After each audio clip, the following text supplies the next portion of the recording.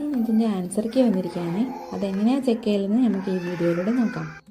സർക്കാരി result എന്ന് search ചെയ്തിട്ട് നമുക്ക് ആൻസർ കീ എന്ന ഓപ്ഷനിൽ പോകണം. എന്നിട്ട് UGC net NTA answer key എന്ന് ടച്ച് ചെയ്യുക. 2026 കുറച്ചധികം താഴോട്ടേക്ക് സ്ക്രോൾ ചെയ്തിട്ടാണ് അടുത്തത് വരുന്നത്.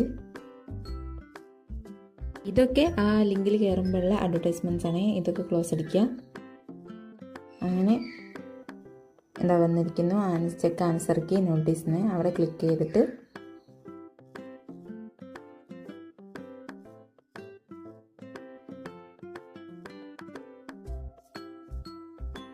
ഈ ഫില്ല് ചെയ്യാൻ ചോദിക്കുന്ന കളത്തിൽ നമ്മൾ ആപ്ലിക്കേഷൻ നമ്പറും പാസ്വേഡും പിന്നെ ക്യാപ്ചയും കൊടുക്കുക.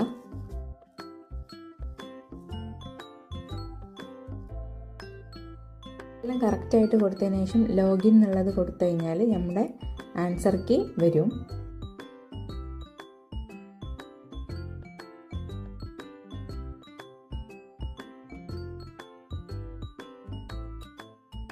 ഇങ്ങനെ കാണിക്കുന്നത് നിങ്ങൾ കാര്യമാക്കണ്ട. ഞാൻ എൻ്റെ ലാപ്ടോപ്പിൽ ഓൾറെഡി തുറന്ന് വെച്ചതുകൊണ്ടാണ് ഇങ്ങനെ കാണിക്കുന്നത്. ഇത് കറക്റ്റ് കിട്ടും. അതാണ് എൻ്റെ ലാപ്ടോപ്പിൽ ഞാൻ ചെക്ക് ചെയ്തുകൊണ്ടിരിക്കുകയാണ്. അതുകൊണ്ടാണ് അങ്ങനെ കാണിക്കുന്നത്. ഓക്കെ.